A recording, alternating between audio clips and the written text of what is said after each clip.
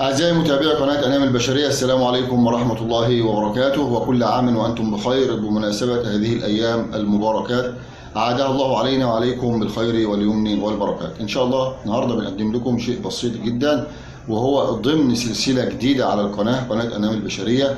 هو ضمن سلسلة جديدة على القناة بعنوان عمل شيء من لا شيء. وان شاء الله بنبدا ان شاء الله النهارده بابسط شيء في السلسله.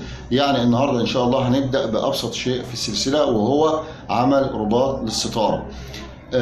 عمل رباط للستاره. بعد كده ان شاء الله هنتدرج للاعلى. يعني النهارده هنعمل عمل رباط، ان شاء الله الفيديوهات القادمه هنكمل الستاره، وان شاء الله برضو الستاره هتبقى ضمن السلسله عمل شيء من لا شيء. هتقول لي عمل شيء من لا شيء، هتعمل ستاره من لا شيء؟ ان شاء الله هنعمل ستاره من لا شيء، وهتشوف ان شاء الله على القناه. تابع القناه واشترك في القناه وفعل زر الجرس، وفعل زر الجرس حتى يصلك محتوانا اولا باول. ولو عجبكم الفيديو ما تنسوش تعملوا مشاركه للفيديو حتى تعم الفائده على الجميع.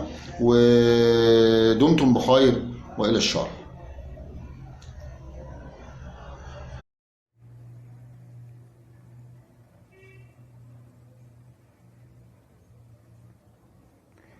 بندعوكم لعمل اشتراك في القناة وتفعيل زر الجرس حتى يصلكم محتوانا أولا بأول.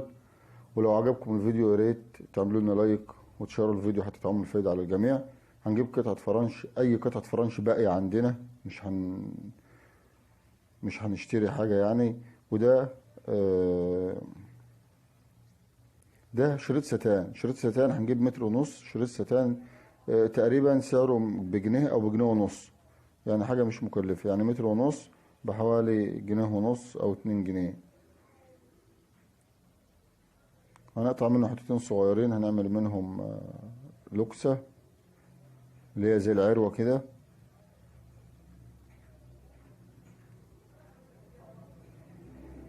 وطبعا بنحرق الحروف اللي احنا قصيناها علشان ما تنسلش. ميزة قطعة الستان اللي احنا هنستخدمها، احنا ممكن نستخدم قماش عادي، قطعة قماش، بس ميزة قطعة الستان اللي احنا هنستخدمها دي ان هي بتبقى صلبة شوية ومش مكلفة.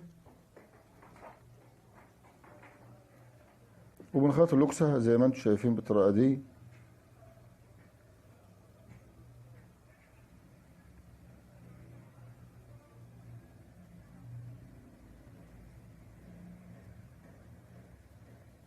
من الناحيتين الاتنين، لوكسة في الطرف من هنا ولوكسة في الطرف من هنا.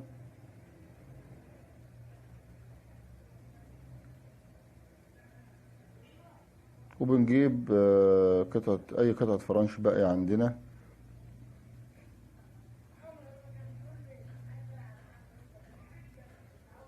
وبنخيط الحرف على الحرف.